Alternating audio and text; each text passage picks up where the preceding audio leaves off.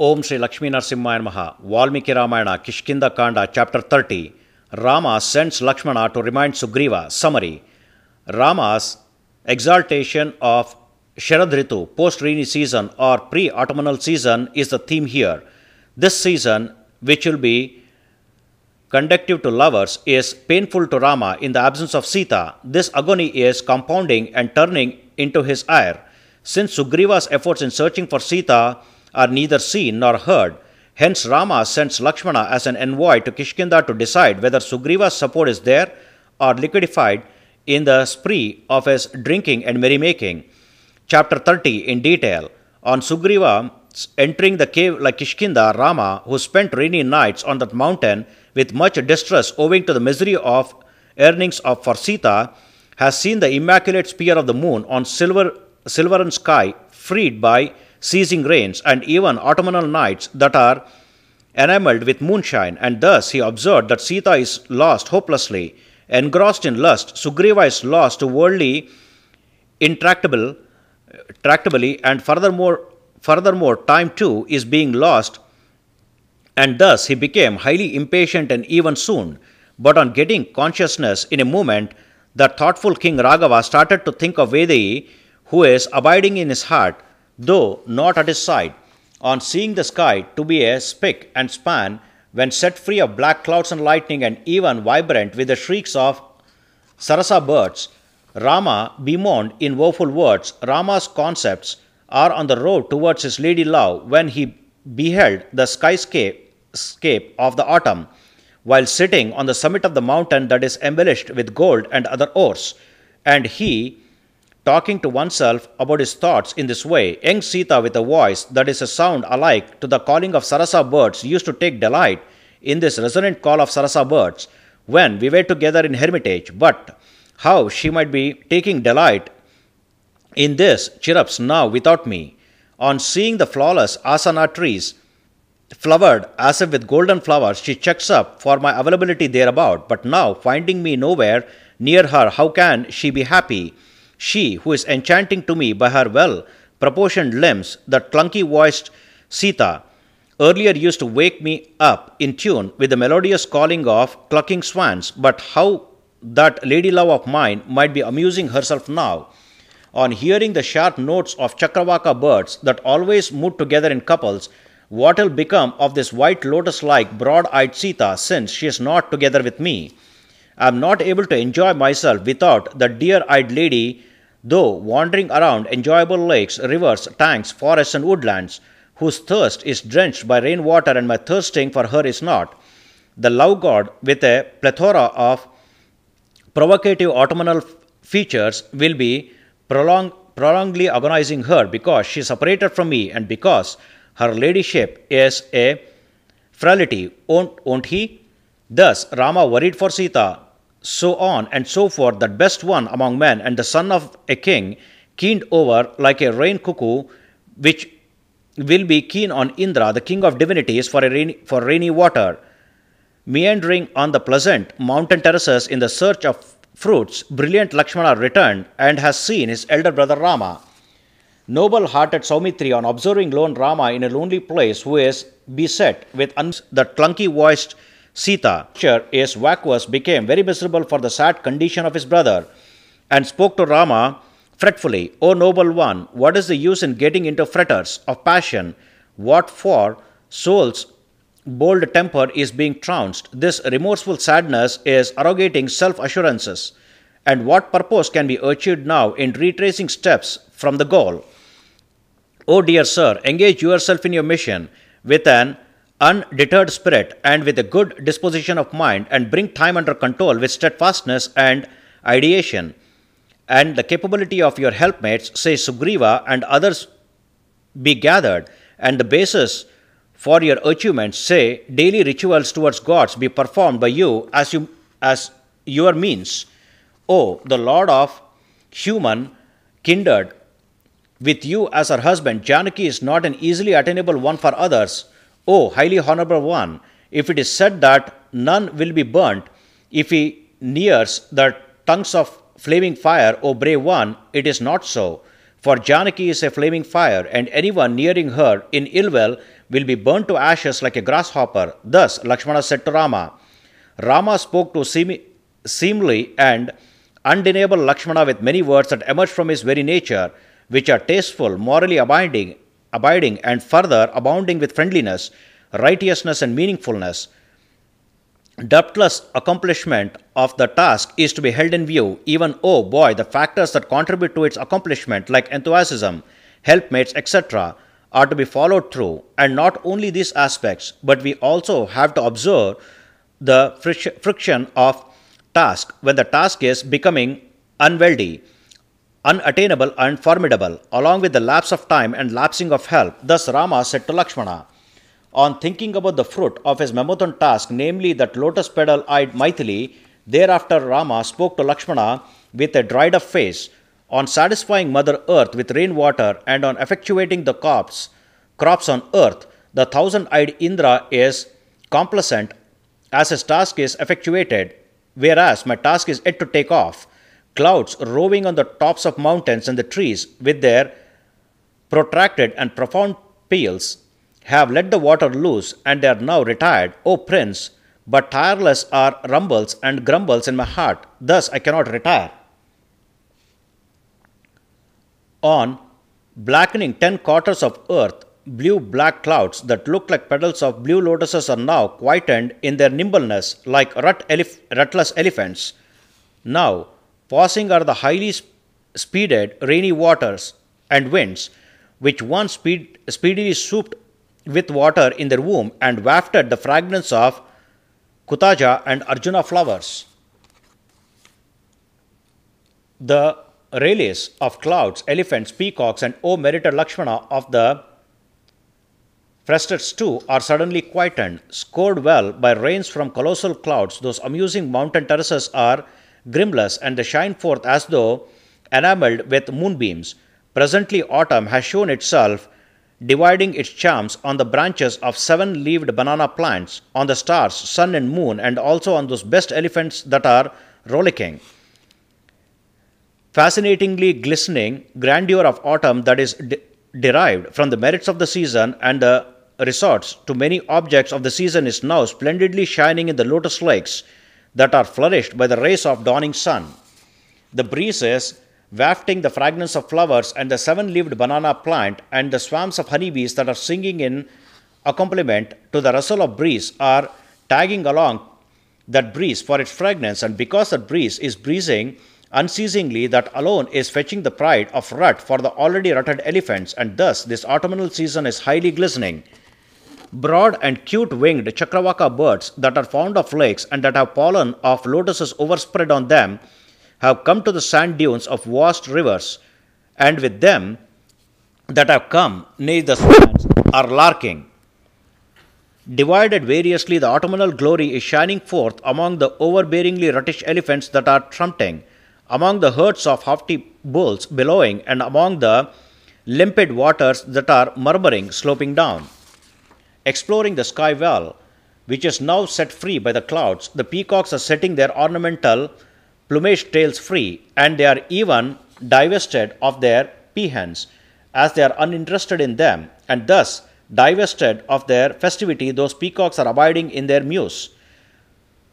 Umpteen are those Priyanka trees, with their pleasing fragrant flowers. The auspices of the boughs of those trees are sagging down by their much weighted flower bunches, and I, delighting is the golden yellow hue of those flowers, and with them the interiors of these forests looks as though illuminated, lit with golden lamps.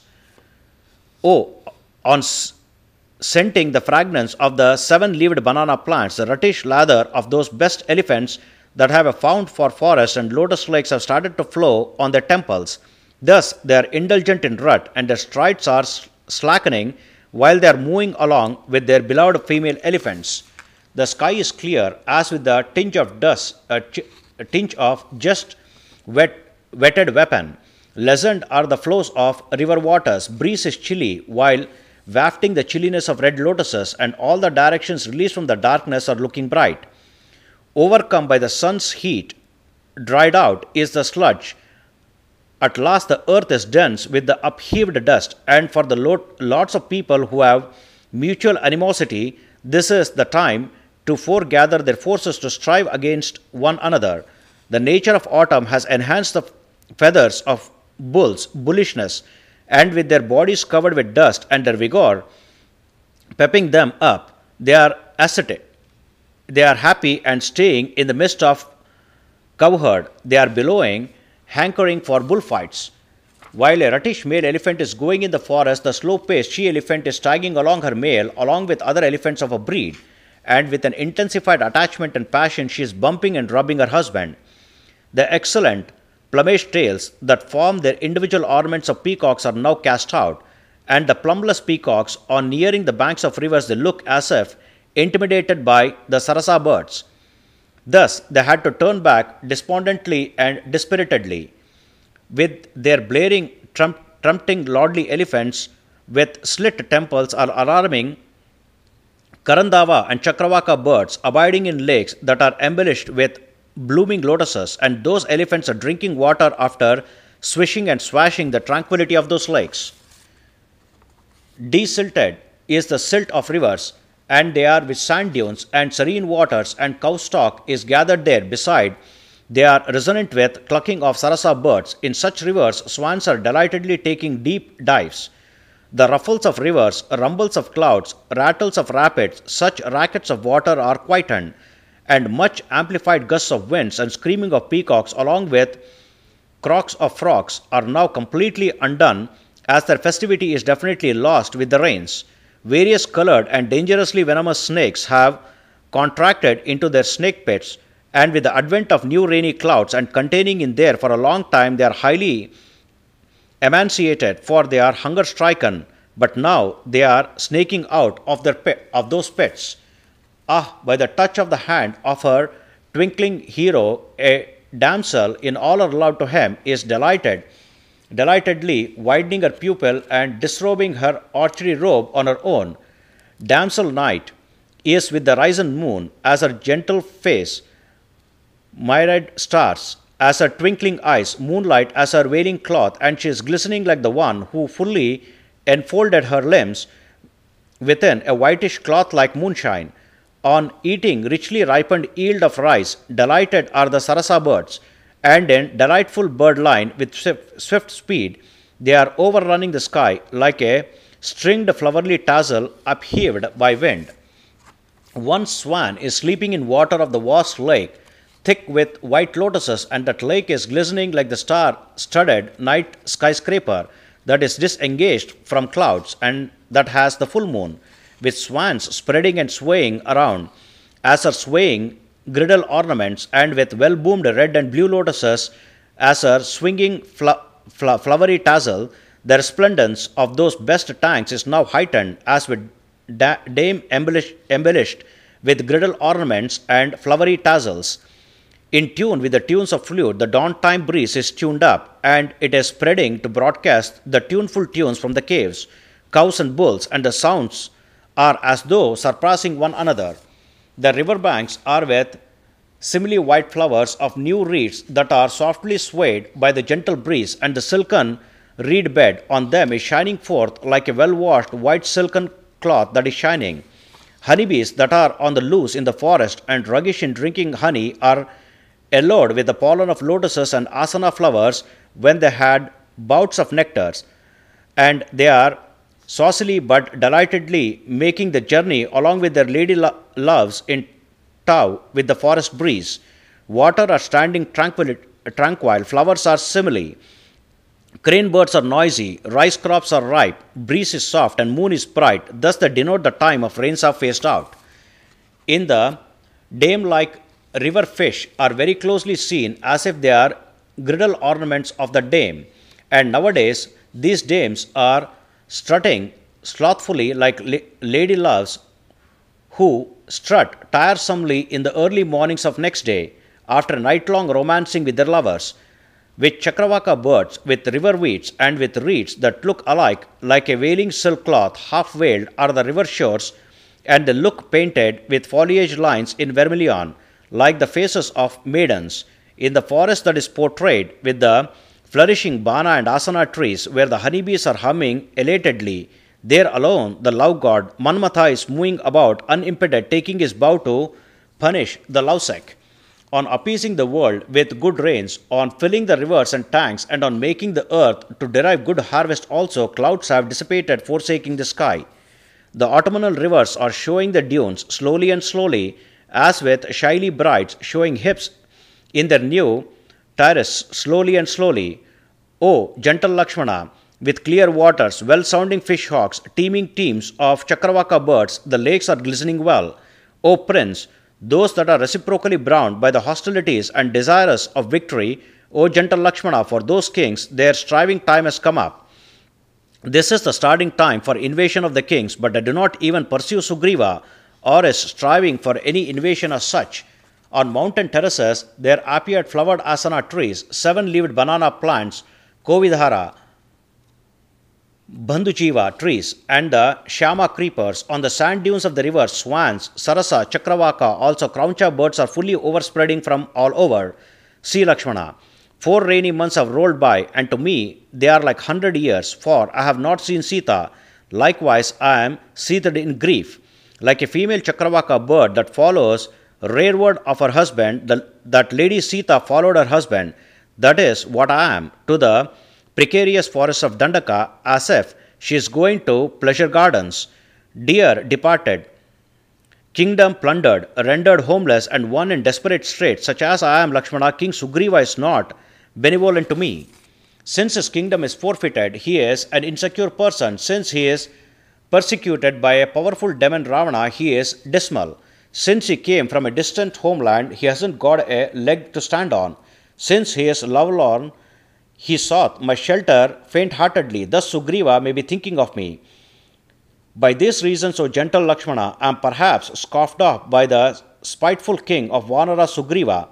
O the enemy blazer Lakshmana, he computed the time for search of Seetha well, and entered into treaty with me as well, but on achieving his means, that base-minded one is unmindful of it. O enemy blazer Lakshmana, such as you are, you entered Kishkinda, and upon my word, speak to that arch Vanara Sugriva, which stupid is tangled up in uncaught pleasures. He who promises the requesters that have come under his shelter, and especially those that have cooperated earlier, but break that promise and even shatters their hope, he is the worst fellow in the world. Whether it is good or bad, he who promises a word and truthfully takes action for it, its accomplishments, indeed, he is the champion and best one among men. Indeed, those that have achieved their means through their friends, but do not come to the rescue of the same friends whose means are still unachieved, the carrion devourers will not devour even the flesh of those ingrates after their death. You definitely aspire to see the facet of the gold spine bow of mine, which in simile will be like a cluster of electric discharges when I fully stretch it in war. Once more you desire to clearly hear the clamorous crashing boom from my bowstring, which is as a sound alike with the crash of a thunderbolt when I angrily clang the unbent bowstring in a given war. But, O Prince Lakshmana, Sugriva is fully aware of my valor.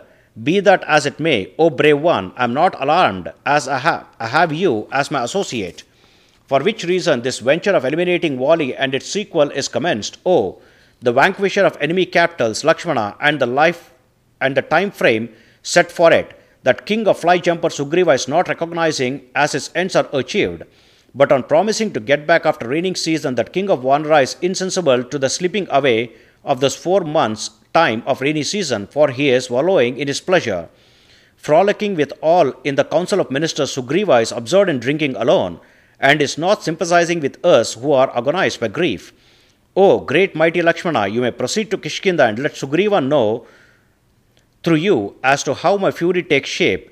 And, O brave one, he may not be told this word also. O Sugriva, abiding by your commitment, the path by which slain Vali has gone is not tapered off.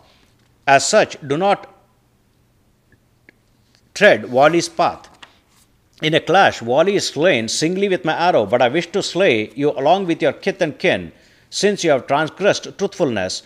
O best one among men, Lakshmana, when the mission of searching for Seetha is scheduled in this way but hampered, You speak about all things that are appropriate for us and for Sugriva even.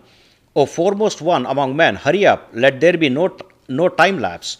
O king of monkeys, on apperceiving the perpetual virtuousness in what you have promised to me, render it as reality. Otherwise, now driven by my arrows to death, and on going to Yama, the time god Inferno, you will see Wali. Thus Rama appraised Lakshmana about his thinking of Sugriva.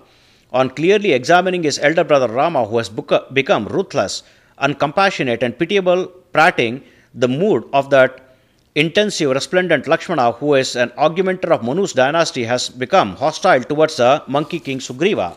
Thus, this is the 30th chapter in Kishkinda Kanda of Valmiki Ramayana, the first epic poem of India. Sri Moola Rama Vijayate. Om Sri Krishnarpanamastu.